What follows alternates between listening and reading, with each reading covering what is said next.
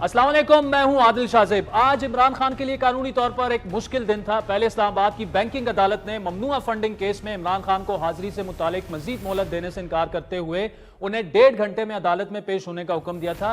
इस केस में इमरान खान को उस वक्त रिलीफ मिल गया जब इस्लामाबाद हाई कोर्ट ने बैंकिंग कोर्ट को 22 फरवरी तक इमरान खान की दरख्वास्त से जमानत और फैसले से रोक दिया। लेकिन इलेक्शन कमीशन के बाहर एहतजाज पर इस्लामाबाद की इंसदादे दहशतगर्दी की अदालत ने इमरान खान की जमानत की दरख्वास्त मनसूख कर दी। अपने तहरीरी फैसले में इंसदादे दहशतगर्दी अदालत के जज राजा जवाद अब्बास का कहना था कि इमरान खान को 10 समातों पर पेशी के 11 मौके दिए लेकिन वो पेश ना हुए। आज भी 2 बार हाजिरी यकीनी बनाने का कहा लेकिन वो फिर भी पेश ना हुए। जमानत के मामले को गैर मुय्यना मुद्दत तक तूल नहीं दिया जा सकता। अदालती फैसले के मुताबिक इमरान खान की तिब्बी बुनियाद पर आज हाजिरी से इस्तिस्ना की दरख्वास्त जो है वो मुस्तरद कर दिया। जमानत की मनसूखी को चैलेंज करने और हिफाजती जमानत जो है वो लेने के लिए इमरान खान ने फौरी तौर पर लाहौर हाई कोर्ट से रुजू तो किया लेकिन वहां इमरान खान के लिए एक नया चैलेंज आ खड़ा हुआ। Chief justice Lahore high court mister justice Tariq Sheikh ने इमरान खान को बगैर पेश हुए हिफाजती जमानत देने से इनकार कर दिया। चीफ जस्टिस के बकौल इमरान खान हिफाजती जमानत चाहते हैं तो खुद पेश हों और रात 8 बजे तक पेश हो सकते हैं तो हो जाएं। समाअत के दौरान इमरान खान के वकील ने कहा सिक्योरिटी का मसला होगा। इस पर जज तारिक सलीम शेख ने रिमार्क्स दिए कि पुलिस भेजकर बुलवा लेते हैं। कानून के तहत हिफाजती जमानत के लिए मुलजिम की अदालत जो है वो पेशी लाजमी है। आप अगर कहें तो आईजी पंजाब से सिक्योरिटी का कह देते हैं। इमरान खान के वकील ने कहा मेडिकल रिपोर्ट के मुताबिक चलना फिरना मुश्किल है। इमरान खान मुतालिका अदालत में पेश होना चाहते हैं। मेडिकल के मुताबिक 3 हफ्ते तक इमरान खान चल फिर नहीं सकते, लिहाजा मेडिकल ग्राउंड पर हिफाजती जमानत दे दें। अदालत ने इस्तफसार किया कि हिफाजती जमानत का कानून क्या है। हिफाजती जमानत में मुलजिम की पेशी जो है वो ज़रूरी है। ज़्यादा मसला है तो एम्बुलेंस में आ जाएं, कानून सबके लिए बराबर है। उसूली तौर पर मुझे ये दरख्वास्त खारिज कर देनी चाहिए लेकिन रियायत दे रहा हूँ। जस्टिस तारिक सलीम ने कहा कि लाना है तो 8 बजे रात 8 बजे तक ले आएं, मैं देर तक काम कर सकता हूं। जिसके बाद केस की समाअत को कुछ देर के लिए मुलतवी किया गया। उसके बाद लाहौर हाई कोर्ट ने 2 बार समाअत की जिसको पहले 8:15 बजे तक मुलतवी किया गया। समाअत दोबारा शुरू हुई तो पीटीआई के रहनुमा फवाद चौधरी ने कहा कि इमरान खान अभी अदालत आने को तैयार हैं लेकिन डॉक्टर्स ने रोका है, उन पर दोबारा कातिलाने हमले का खदशा भी है।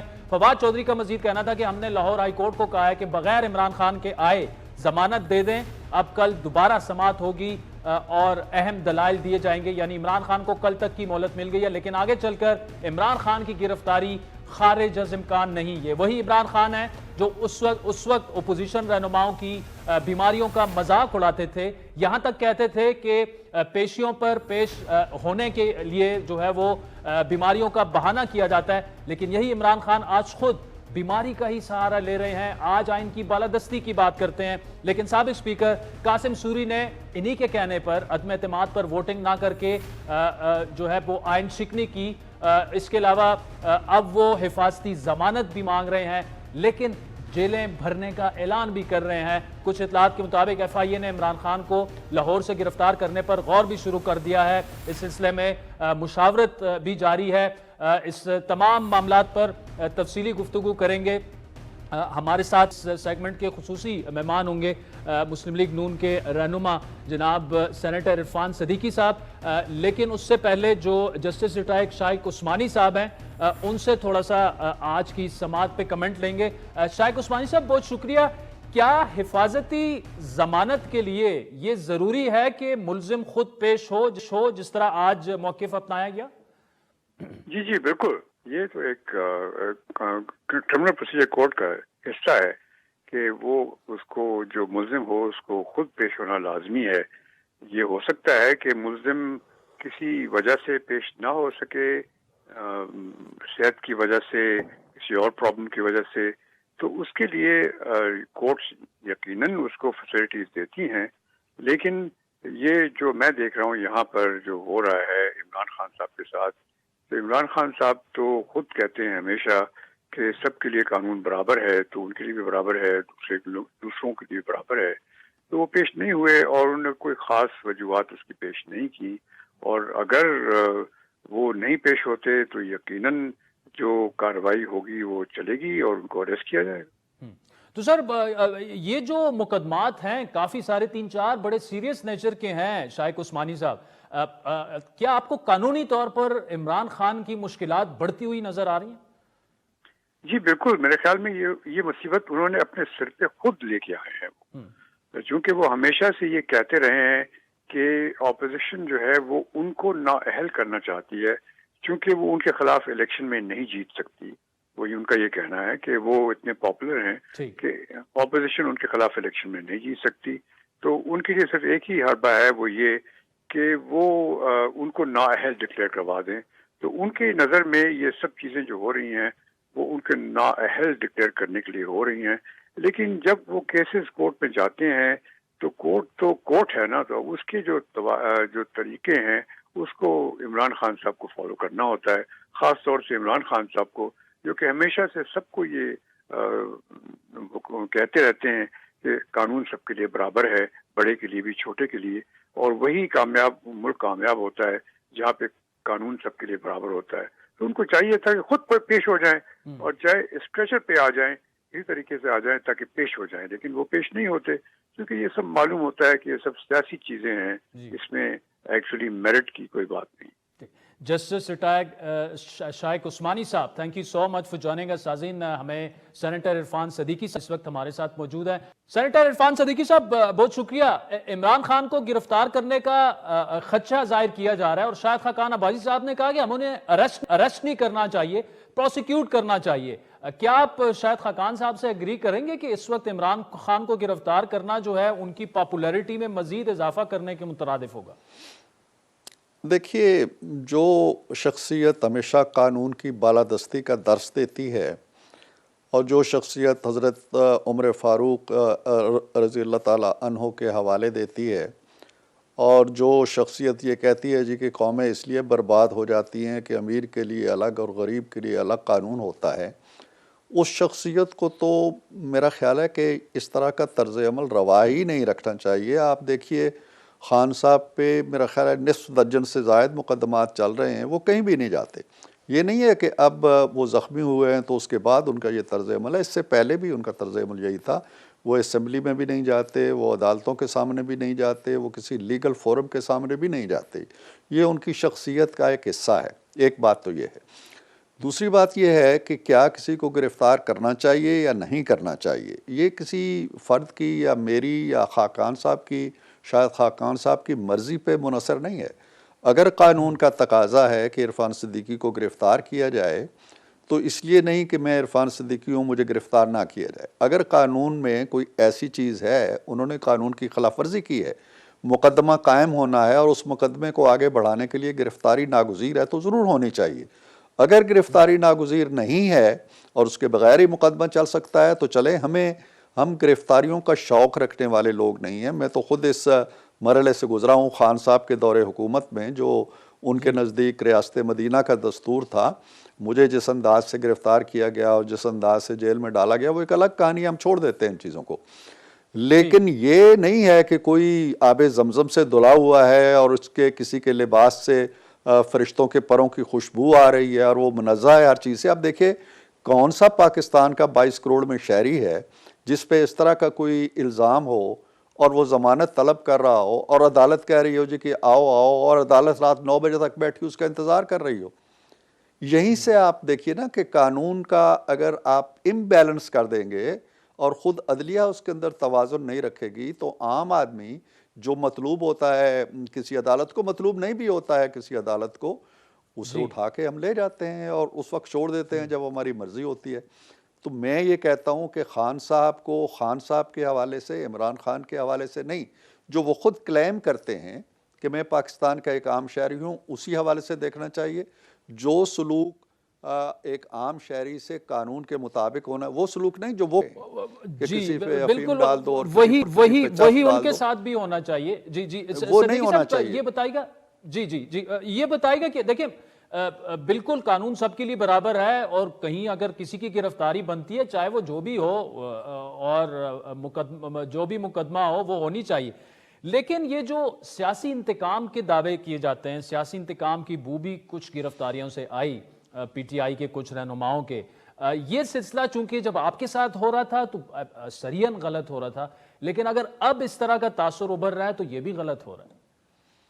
دیکھیے، پہلے تو موازنہ کرتے ہوئے ہمیں دیکھنا چاہیے کہ کیا وہی کچھ ہو رہا ہے جو ہمارے دور میں ہو رہا تھا؟ کیا کسی پہ ہم نے 10 کلو 50 کلو 20 کلو ہیروئن ڈال کے گرفتار کیا ہے؟ کیا کسی پہ ایفیڈرین کا جھوٹا کیس بنا کے اسے گرفتار کر کے جیل میں ڈالا ہے؟ کیا کسی میں کرایہ داری کے قانون میں کہ تم نے اپنے کرایہ دار کی وہاں پہ وضاحت نہیں کی، کسی اور کے گھر کی، کسی کو ہم نے جیل میں ڈالا ہے؟ ہم نے ہرگز ایسا نہیں کیا۔ ہر ایک پہ جو بھی پکڑا گیا ہے اس پہ کسی نہ کسی نوع کا مقدمہ درج ہوا ہے، باقاعدہ اندراج ہوا ہے۔ وہ دفعات کیا ہیں، وہ ٹھیک لگی ہیں، غلط لگی ہیں، یہ پولیس جانے، قانون کا عمل جانے، عدالتیں جانے، لیکن ہم وہ کچھ بالکل بھی نہیں کر رہے۔ یہ ہزار کہتے رہے انتقامی سیاست ہے، ہم نے کسی پہ وہ مقدمے نہیں بنائے جو ان لوگوں نے بنائے تھے، اور وہ بننے بھی نہیں چاہیے، وہ روایت ختم ہونی چاہیے۔ لیکن جب ہم یہ کھلے بندوں اتنی فراخ قلبی کی بات کرتے ہیں تو کیا پی ٹی آئی کے کسی ذمہ دار نے خان صاحب سے لے کے نیچے تک کسی نے کہا ہے کہ ہم جو کچھ کرتے رہے ہیں وہ غلط ہے؟ وہ غلط تھا اور وہ نہیں ہونا چاہیے، اب بھی نہیں ہونا چاہیے۔ ہم تو یہ کہہ رہے ہیں نا کہ نہیں ہونا چاہیے۔ وہ کسی ایک لمحے یہ کہہ سکتے ہیں کہ ہم پاکستان کے عوام سے، ہم پی ایم ایل این سے، ہم عدلیہ سے، ہم سماج سے، ہم معاشرے سے، ہم تمام ذمہ دار طبقوں سے معافی کے خواستگار ہیں کہ ہم نے زیادتی کی تھی، ہم نے ظلم کیا تھا کچھ لوگوں پہ۔ ویسے صدیقی صاحب وہ تو آن کرنا تو معافی مانگنا تو دور کی بات ہے، ابھی تو وہ کہہ رہے ہیں کہ یہ سب کچھ تو جنرل باجوہ کروا رہے تھے، ان کے انڈر تھا نیب بھی، اور ساری یہ گرفتاریاں پورا سارا وہ کروا رہے تھے۔ دیکھیں نا، اگر ایسا ہی تھا تو یہ تو بہت بڑے انقلابی لیڈر تھے نا، یہ تو ریاست مدینہ کے امیر المومنین ہونے کا دعویٰ کرتے تھے نا۔ جس آن جنرل باجوہ اس طرح کی زیادتی کر رہے تھے یا اس طرح کا ظلم کر رہے تھے یا کسی بے گناہ کو پکڑ رہے تھے اور نام ان کے آ رہا تھا، تو یہ اگلے دن اتنا تو کہہ دیتے کہ یہ میں نے نہیں کیا۔ آج وہ کہہ رہے ہیں جب اقتدار سے محروم ہو گئے، وہ تو آخری لمحے بھی جنرل باجوہ کو تا عمر آرمی چیف بنا رہے تھے، تب انہیں خیال نہیں آیا کہ یہ کیا کچھ کرتے رہے اور میں کیا کرنے جا رہا ہوں۔ تو یہ باتیں نہیں ہے۔ میرا خیال یہ ہے کہ عمران خان صاحب اگر سیاست کے اندر رہنا چاہتے ہیں، اگر تہذیب کی جو ہماری قدریں ہیں اور روایات ہیں اور اخلاقیات ہیں ان کا کوئی احترام ہے ان کے دل میں، تو وہ کھلے دل سے کہہ دیں کہ ہم نے بہت زیادتیاں کی، ہم نے بہت ظلم کیا، ہم نے لوگوں کو پکڑوایا، ہم نے اداروں کو استعمال کیا، ہم نے نیب کو استعمال کیا، ہم نے غلط کیا۔ یہ سلسلہ اب ختم ہونا۔ جب میرا خیال ہے کہ پھر موجودہ حکومت ہو تو وہ 1000 دفعہ سوچے گی، کسی پہ جائز مقدمہ بھی یہ بن رہا ہے تو پکڑنے سے پہلے۔ لیکن اگر وہ نازاں ہیں کہ ہم نے ٹھیک کیا، ہم نے یہ پنکھا اتار کے بھی ٹھیک کیا، ہم نے امریکہ میں جا کے اعلان کیا کہ ہمیں گھر پہنچنے دو، میں اس کا پنکھا اتاروں گا، میں اس کا اے سی اتاروں گا، میں اس کو چٹائی پہ ڈالوں گا، میں اس کو رلاؤں گا، یہ آپ کا منشور تھا۔ آج آپ کو وہ جو میں نے ایک شعر پچھلے دنوں جو چلا ہے، عام ہوا ہے کہ فصل کانٹوں کی ہر ایک کھیت میں بوتے کیوں ہو، اور جب کاٹنا پڑتی ہے تو روتے کیوں ہو۔ یہ فصل ان لوگوں نے بوئی ہے۔ یہ صدیقی صاحب آپ نے بالکل بھجوایا بھی تھا، میسج بھی کیا تھا اور اسی وقت ہم نے پڑھ لیا تھا۔ یہ بتائیے گا کہ اس وقت ایک اور تاثر ابھر رہا ہے کہ حکومت جو ہے وہ انتخابات سے دور بھاگ رہی ہے، اور اس کی وجہ یہ بتائی جاتی ہے کہ جی گراؤنڈ پر جو ہے مقبولیت کافی کم ہو چکی ہے، مسلم لیگ نون کی بھی، پی ڈی ایم کی، کافی جماعتوں کی۔ اب آئین کے تحت تو 90 روز میں انتخابات کروانے چاہیے اور ہر صورت ہونے چاہیے صدیقی صاحب۔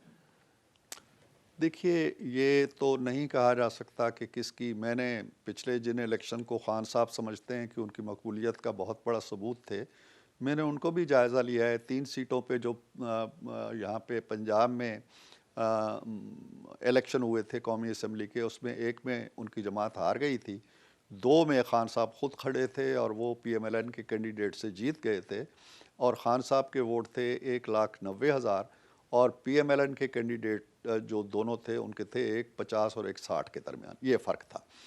اب حالت کیا تھی کہ پنجاب میں ان کی اپنی حکومت تھی، ڈسکا کے سارے کیریکٹر موجود تھے اپنی جگہ، خان صاحب روزانہ صبح و شام تقاریر کر رہے تھے، جلسے جلوس، پوری انتخابی مہم تھی ان کی، ہماری طرف سے کچھ بھی نہیں تھا۔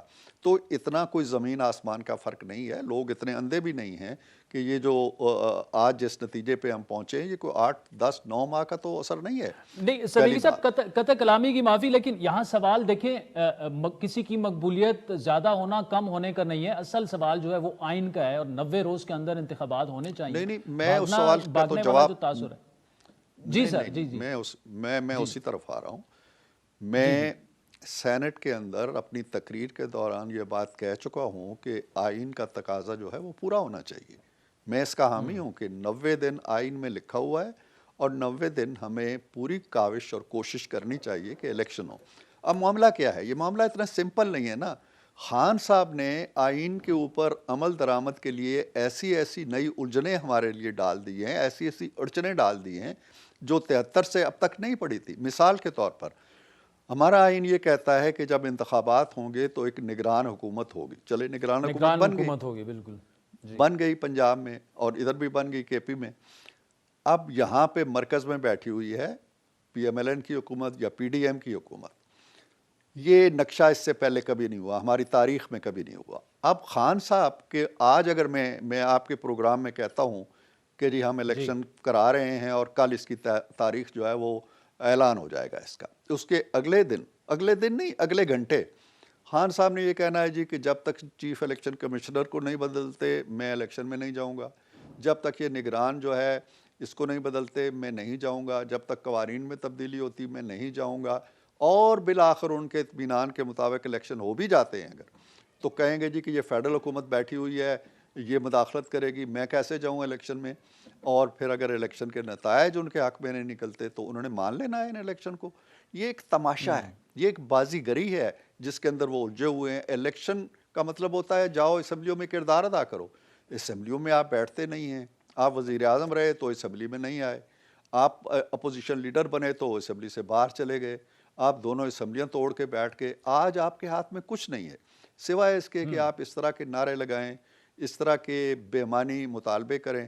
الیکشن 90 ڈیز کے اندر ہو جانا چاہیے. لیکن اگر الیکشن ہوتا ہے اور سپوز آپ دونوں جگہ جیت جاتے ہیں تو کیا ہوگا؟ آپ پنجاب میں اسی حکومت میں آ بیٹھیں گے جہاں پہلے بھی آپ کی حکومت تھی، آپ کے پی میں اسی حکومت میں آ بیٹھیں گے جہاں پہلے بھی آپ کی حکومت تھی. پھر کیا کریں گے؟ پھر سے اسمبلیاں توڑیں گے.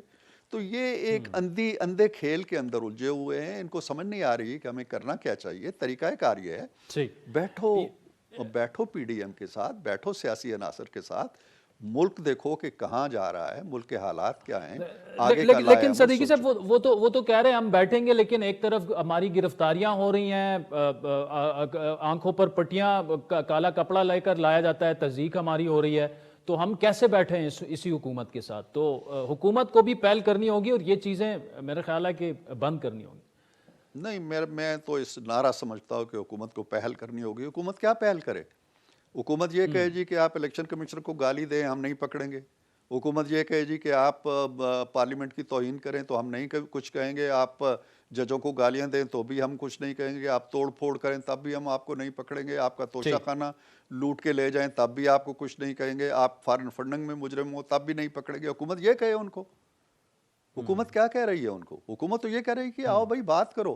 جو کیسز ہیں جب پچھلے 4 سال کے اندر بھی تو بات چیت ہوتی ہی رہی ہے نا بعض مسائل پہ، ہم بھی تو کرتے رہے ہیں نا. ہم پکڑے ہوئے تھے، جیلوں میں تھے، نواز شریف کے ساتھ آپ نے لیکن پھر بھی بات ہو رہی تھی، بالکل ایشوز پر بات ہو رہی تھی. بالکل. اچھا یہ صدیقی صاحب ایک دیکھیں آج منی بجٹ پیش کیا گیا، سیلز ٹیکس بڑھ چکا ہے، کچھ آئٹمز پر جو ہے 17 سے 25% تک اب جی ایس ٹی لگے گی. مہنگائی کے ایک اور طوفان اور مجبوری ہے، آئی ایم ایف کی شرائط پوری کرنی ہے. لیکن یہ جو 85 رکنی کابینہ ہے، مطلب عوام سے تو یہ کہا جا رہا ہے کہ جی قربانی دیں قربانی دیں قربانی دیں. خود اتنی لمبی چوڑی کابینہ رکھ کے تاثر عوام میں یہ جا رہا ہے کہ حکومت خود تو قربانی دینے کے لیے نہیں تیار، بس عوام ہی قربانی کا بکرا بنیں گے. دیکھیں یہ اس طرح کے نعرے بڑے مقبول ہوتے ہیں اور ان میں کوئی اگر گہرائی میں جا کے دیکھے تو کچھ بھی نہیں ہوتا. آپ کو شاید معلوم نہ ہو کہ ان جو سو کالڈ وزراء ہیں، وزراء تو اتنے ہی ہیں جو چند گنتی کے ہوتے ہیں، 2 درجن کے قریب ہوں گے.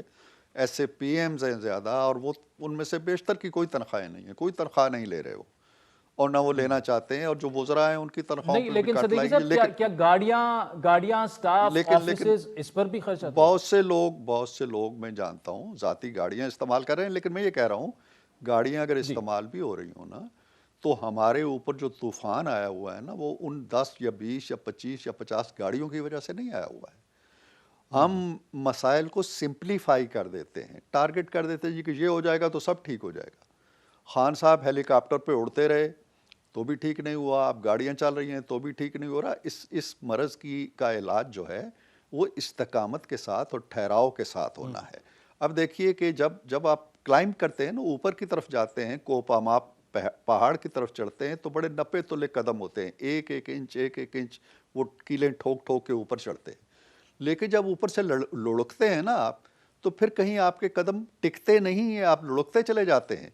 आप देखें 2017 में नवाज शरीफ को जब आपने धक्का दे के कि तुम बेटे से तनख्वाह नहीं लेते, उसमें खान साहब के लिए ही रास्ता बनाया जा रहा था। जो बना रहे थे वो जवाब दें कौम को, बताएं कि चलते चलाते मुल्क को वो किस हाल में छोड़ गए हैं और क्यों छोड़ गए हैं। आप उन्होंने क्या कमाया है? नवाज शरीफ ने आपको 30,000 मेगावाट बिजली दे दी, 6% से ऊपर वो ग्रोथ जा रहा था, 3-4% पे थी महंगाई पूरे PMLN के दौर में। ये 25% पे छोड़ के गए थे, जो आज 30-35 पे चली गई है। तो ये बातें करना बड़ा आसान होता है। आज हमारे सामने इसके सिवा रास्ता ही कोई नहीं छोड़ा हमने, या तो हम किसी बिल्कुल रास्ता यही एक ऑप्शन था कि IMF के पास जाया जाए। सेनेटर इरफान सदीकी साहब, तो मच जानेगा नाज़रीन, वक्त चाहता है एक ब्रेक है, जिसके बाद मुस्तफा नवाज खोकर साहब हमें ज्वाइन करेंगे। अर्ली इलेक्शंस हो सकते हैं या नहीं, इस पर बात करेंगे।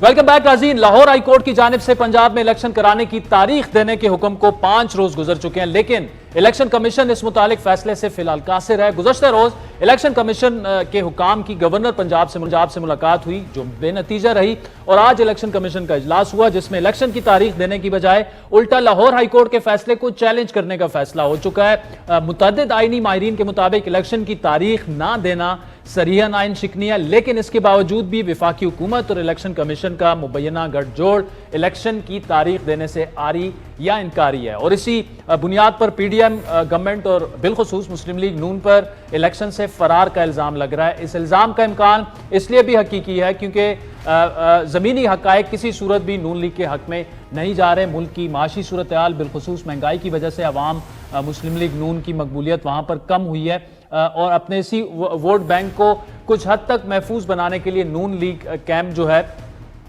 PTI का ये दावा है कि वो सूबाई इलेक्शन में ताख़ीर चाहता है और इन इलेक्शंस को वफाकी इलेक्शन के साथ इकट्ठा करवाने पर मुसर है। दिलचस्प बात यह है कि इस मामले में वफाकी हुकूमत की इत्तेहादी पीपल्स पार्टी की सियासत समझ से बालातर है। गुज़श्ता रोज़ उनके सीनियर रहनुमा लतीफ़ खोसा ने इलेक्शन में सारा मलबा नून लीग पर डाल दिया। मुझे तो समझ नहीं आती है कि क्यों भाग रही है ये हुकूमत इलेक्शन से। तो इलेक्शन मिल बैठकर एक ही दफा कराएं। ये फैसला जो इस वक्त है हम नहीं कर रहे, माफ कीजिएगा। ये पाकिस्तान मुस्लिम लीग नून एक बड़े पार्टनर की हैसियत से वो फैसले कर रही है। पीपल्स पार्टी कोई चीज आइन से मावरा ना तसव्वुर कर सकती है, ना उसका हिस्सा बनेगी। लेकिन जुबानी हद तक जो पीपल्स पार्टी इलेक्शन में ताखीर का इल्जाम नून लीग पर लगा रही है, अमलन खुद भी इलेक्शन में जाने को तैयार नहीं। तभी गुज़श्ता रोज पीपल्स पार्टी ने PDM के मशवरे को मनोअन तस्लीम करते हुए आइंदा माह कौमी असम्बली की 33 नशिस्तों पर होने वाले ज़िमनी इलेक्शन के बाइकआउट का फैसला किया है। दूसरी जानिब इलेक्शन में मुमकिन ताखीर पर PTI की हर रोज नई हिकमत अमली सामने आ रही है। जेल भरो तहरीक, आइन बचाओ तहरीक के ऐलानात फिलहाल महज दावे और ऐलानात तक ही महदूद हैं, लेकिन अब PTI के मौक़िफ़ में जो है वो धमकी थोड़ी सी तासुर देने की भी कोशिश की जा। 31 दिन गुजर गए हैं पंजाब असेंबली को तहलील हुए हुए, आज तक तारीख नहीं दी गई है। यानी सीधा सीधा आइन से इनहराफ करने की कोशिश की जा रही है। चीफ इलेक्शन कमिश्नर, आपको मैं ये बता दूं कि आप बहुत बड़ी गलती कर रहे हैं। जिसके भी कहने पे कर रहे हैं या खुद कर रहे हैं, चाहे दोनों में से कोई भी तरीका है, आप पछताएंगे आइन से इनहराफ करके। ये गलती ना करना। आप लोग कुर्सियों पे बैठते हैं, कुर्सियों का वक्त गुजर भी जाता है, लेकिन आइन से इनहराफ अगर आपने किया, कभी न कभी आपने जरूर कानून की गिरफ्त के अंदर आना है। यानी असद उमर साहब को ये याद दिलाने की जरूरत है कि जब डिप्टी स्पीकर उस वक्त के साबिका कासिम सूरी जो थे, उन्होंने अदम एतमाद पर वोटिंग होने ना दी और फिर हाई को उसने इस्लामाबाद जो चीफ जस्टिस ऑफ पाकिस्तान है, बल्कि वो जो फैसला आया सुप्रीम कोर्ट ऑफ पाकिस्तान का, उसमें साफ ये कहा गया कि ये बिल्कुल आइन से इनहिराफ है। तो आइन से इनहिराफ तो आप लोगों ने بھی کیا تھا. اب یہ آنکھ منچولی جاری ہے. تفصیلی گفتگو کرنے کے لیے ہمیں جوائن کیا ہے مصطفیٰ نواز کھوکھر صاحب نے, کسی تعارف کے محتاج نہیں ہے. کھوکھر صاحب, Lahore high court, election commission, governor کے درمیان مطلب کوئی ایک دوسرے کو وہ پاس آن کر رہے ہیں, کورٹ ایک دوسرے کے کورٹ میں بال پھینک رہے ہیں. الیکشن ہوتے ہمیں تو نظر نہیں آ رہے. یہ معاملہ کس طرف آپ کو جاتے دکھ رہا ہے؟ شکریہ عادل بھائی. اس وقت فرینکلی اس بات سے کوئی ڈس ایگری نہیں کرے گا کہ اس ملک میں سیاست کا بھی بریک ڈاؤن ہو چکا ہے, معیشت کا بھی بریک ڈاؤن ہو چکا ہے, اور ان حالات میں جو صرف ایک چیز اس فیڈریشن کو اور اس معاشرے کو اکٹھے رکھی ہوئی ہے, جو کافی حد تک کمزور ہو چکی ہے, وہ ہے اس ملک کا آئین. اس کی ایکسپریس کانسٹیٹیوشنل پروویژنز ہیں, اور جس طرح عمران خان صاحب غلط تھے جب ان کے خلاف تحریک عدم اعتماد پیش کی گئی اور انہوں نے آئین کی پروویژنز پر اسپیکر اور ڈپٹی اسپیکر دونوں نے نیشنل اسمبلی کے جو ان کی جماعت سے تعلق رکھتے تھے انہوں نے عمل نہیں کیا, تو انہوں نے بھی غلط کیا. اور اگر آج ایکسپریس کانسٹیٹیوشنل پروویژنز کے اوپر عمل نہیں ہو رہا تو آج بھی غلط ہو رہا ہے. قطع نظر اس سے کہ الیکشن میں کون جیتتا ہے, کون پاپولر ہے, کون نہیں ہے, اس سے ظاہری بات ہے ہمیں ایک لنک تو ہمارا ہوتا ہے, ہم اس کے اوپر قیاس رائے اور اپنا تجزیہ تو ضرور دیتے ہیں. لیکن ان حالات میں کہ جہاں پر ملک میں بہت زیادہ انسرٹینٹی بڑھ چکی ہو, وہاں پر آئین کو اس طرح پسے پشت رکھنا, اس کی ایکسپریس کانسٹیٹیوشنل پروویژنز کو سائڈ پر رکھنا, ہائی کورٹ کے آرڈرز کو سائڈ پر رکھنا, یہ کوئی اچھا پریسیڈنٹ ہم نہیں سیٹ کر رہے. اور تمام سیاستدان الٹیمیٹلی اس کی کاسٹ بھی پے کر سکتے ہیں کہ اگر وہ آئین کے اوپر عمل نہیں کریں گے, وہ آئین کی ایکسپریس کانسٹیٹیوشنل پروویژنز کے اوپر عمل نہیں کریں گے, تو پھر صبح شام جو جمہوریت کا راگ ہم الاپتے ہیں, پھر لوگ بھی اس کے اوپر کم توجہ دیں گے اور ہمارے ڈیموکریٹک کریڈینشلز بھی کافی خراب ہوں گے. لیکن صاحب یہاں ایک ایشو ہے نا, دیکھیں اگر 2 صوبوں میں الیکشنز ہو جاتے ہیں اور وہ مطلب 90 دن کے اندر ہو بھی جانے چاہیے, لیکن 2 صوبوں میں ابھی ہوں, پھر باقی ملک میں 6 مہینے بعد ہوں, اب وہاں پر جس کی بھی گورنمنٹ آئے گی ان کے انڈر کیسے الیکشنز ہو گئے؟ مطلب ایک آئینی کانسٹیٹیوشنل کیوٹک سی سچویشن پیدا ہو گئی ہے کہ اگر پی ٹی آئی کی گورنمنٹ آ جائے تو پنجاب میں ان کے انڈر کیسے الیکشن ہوں گے, یا ایون نون لیگ کی آ جائے ان کے انڈر کیسے ہو سکتے ہیں الیکشن؟ بالکل بھی نہیں عادل بھائی. اصل جس چیز سے اس وقت الیکشنز نہ کرانے کی جو سب سے بڑی وجہ ہے, وہ فرینکلی میں تو ایڈمٹ کرتا ہوں کہ ابھی عمران خان صاحب کا خوف ہے ان کی کہ حکومت کی ان پاپولیرٹی ہے, جو میجرز اکنامک حکومت نے لیے ہیں, جو بوجھ اپنے سر پر اٹھایا ہے, کہ حکومت خوف زدہ ہے الیکشن جانے میں. اصل وجہ تو یہ ہے, اور حکومت بہانے ڈھونڈ رہی ہے. آپ کے سامنے اسلام آباد میں لوکل گورنمنٹ الیکشنز تھے, تو وہ الیکشنز حکومت نے 2 دفعہ کورٹ کے حکم پہ تاریخ دی, اور اس کے باوجود اسلام آباد میں لوکل گورنمنٹ الیکشنز نہیں کرائے. اس لیے نہیں کرائے کہ اگر یہاں پر کرائے تو اس کا نتیجہ کیا آنا تھا سب کو پتا تھا. جو بائی الیکشنز ہوئے ہیں اس سے پہلے, ان بائی الیکشنز نے بھی حکومت سے بہت حد تک اخلاقی جواز چھین لیا ہے. اور اب حکومت میں جو شامل پارٹیاں ہیں وہ یہ سمجھتی ہیں کہ اگر اس وقت ہم الیکشنز میں چلے گئے, جو اکانومی کی حالت ہے, جو اس وقت عام آدمی ایک مشکلات کا شکار ہے, جہاں تک انفلیشن ہماری پہنچ چکی ہے, تو لوگ تو ہمارا کباڑا نکال دیں گے. یہ وجہ ہے جس کی بنیاد پر الیکشن سے بھاگا جا رہا ہے. اور اس کے علاوہ باقی تو سارے وہ چیزیں گھڑ رہے ہیں کہ جی ایک وقت میں اگر نہ ہوئے تو ایسا ہو جائے گا, ویسا ہو جائے گا. ہمارے ساتھ بھارت ہے, بھارت کے اندر کنٹینیوس الیکشن سائیکل ہے. وہاں پر ہر دوسرے مہینے کسی نہ کسی ریاست میں, کسی نہ کسی وہاں کی ان کی یونین ٹیریٹری میں الیکشن ہو رہا ہوتا ہے. تو ہمارے ہاں ای سی پی کی ساکھ بھی مجروح ہو چکی ہے کافی حد تک, اور مزید مجروح ہوگی اگر وہ الیکشنز ایکسپریس کانسٹیٹیوشنل پروویژنز کے اوپر عمل نہیں کرتا. تو ہمیں بنیادی طور پہ عوام کا فیصلہ ہے, وہ جمہوری رویہ اپنانا چاہیے. لوگ حکومتیں الیکشن لڑتی ہیں, ہارتی ہیں, اور اگر عوام کا فیصلہ ان کے خلاف آئے گا تو اس کو قبول بھی کرنا چاہیے, لیکن الیکشن سے نہیں بھاگنا چاہیے. نہیں مصطفیٰ, دیکھیں آپ نے انڈیا کی مثال دی. انڈیا کا ماضی الیکشن کی بات ہو, دھاندلی کی ہو, وہ ہم سے مختلف رہا ہے.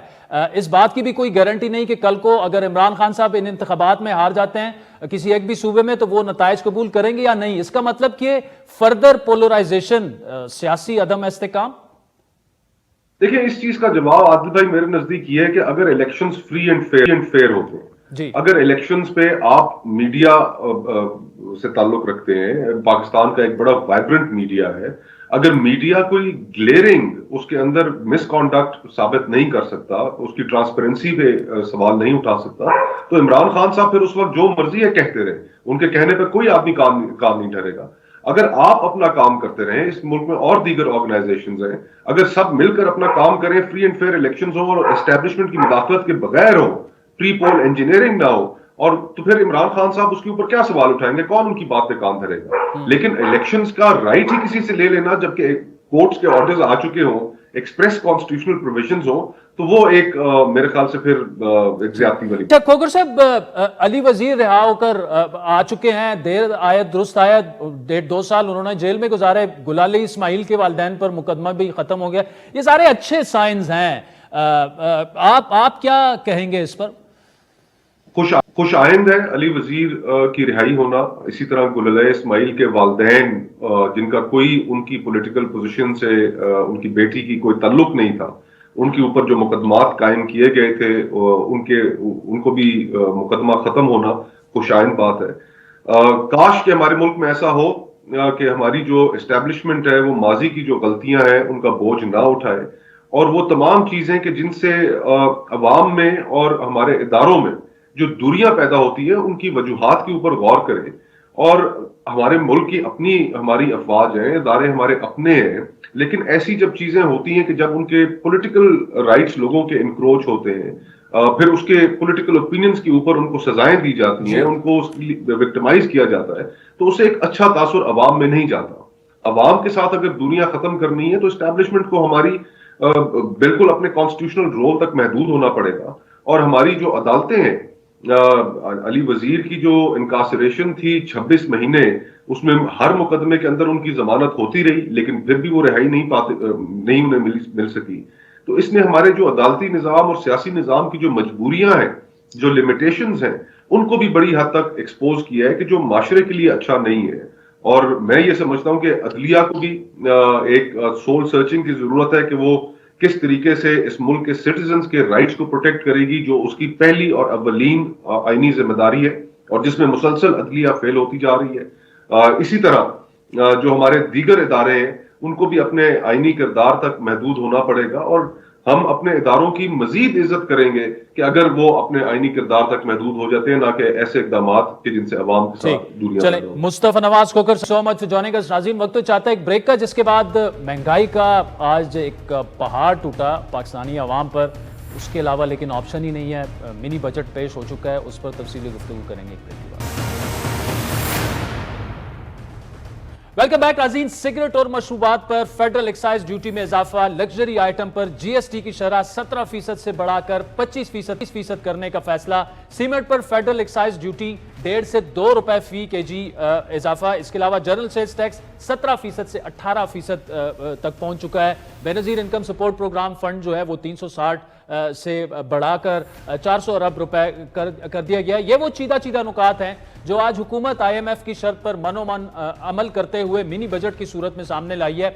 وفاقی وزیر خزانہ نے پارلیمنٹ میں منی بجٹ پیش کرتے ہوئے کہا کہ فائنانس سپلیمنٹری بل 2023 کو متعارف کرا رہا ہوں، جس میں مزید ٹیکسز عائد کیے جائیں گے۔ اس منی بجٹ نے عوام کے لیے مزید اور سنگین معاشی مشکلات کا اندیا دیا ہے۔ اس بجٹ کو آشکار کرنے سے پہلے وزیر خزانہ نے توقع کے عین مطابق ایک سیاسی رہنما کے طور پر پہلے عمران خان پر بھرپور سیاسی وار کیے۔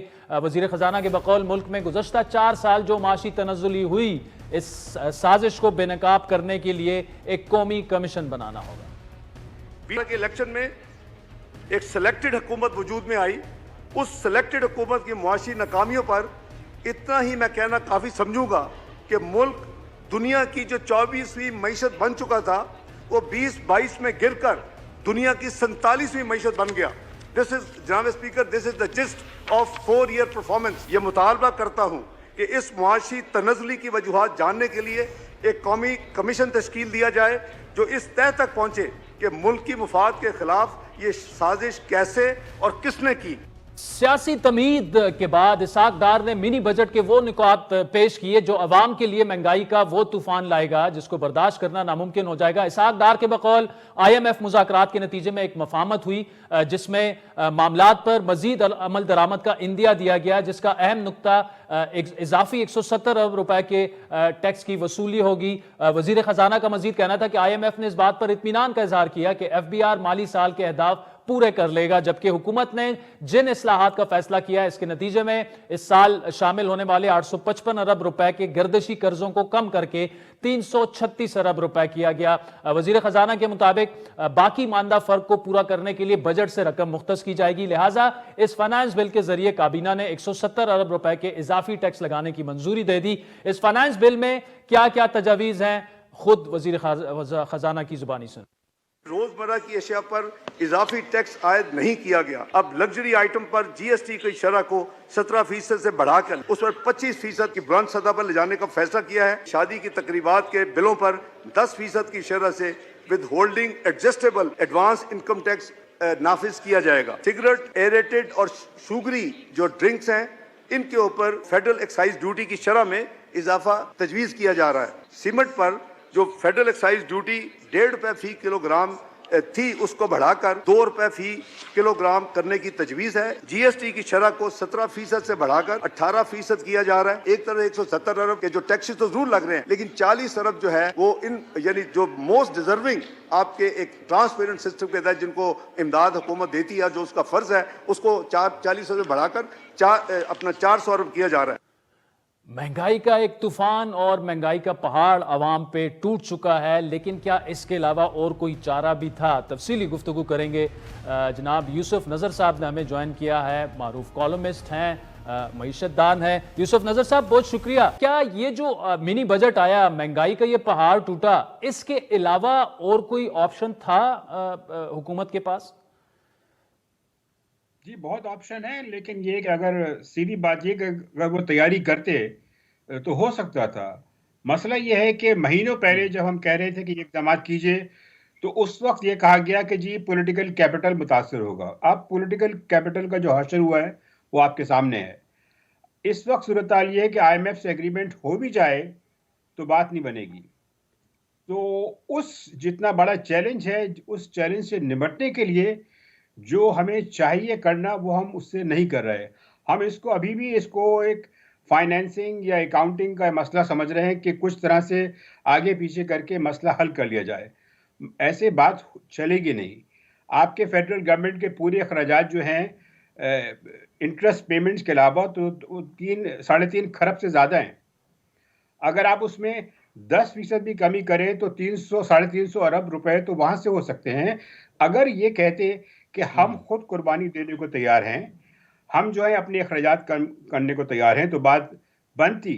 کہا یہ جا رہا ہے کہ لوگ جو ہیں وہ ایک سمپل لائف اسٹائل اڈاپٹ کریں, تو آپ لوگوں سے تو قربانی مانگ رہے ہیں لیکن خود قربانی نہیں دے رہے.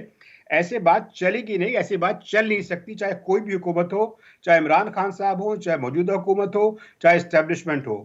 ہماری ڈائریکشن میں پھر کہنا چاہوں گا مکمل طور پہ غلط ہے, اور پاکستان جو ہے اس کی قیمت ادا کرے گا. ابھی جو ہے معاملہ ختم نہیں ہوا ہے. آئی ایم ایف کا میں یہ بات میں لکھ کے رکھ لیجئے, آئی ایم ایف کا ایگریمنٹ ہو بھی جائے تو پاکستان کو اگلے سال میں شدید مشکلات کا سامنا کرنا پڑے گا اور شاید ڈیفالٹ بھی ہو جائے.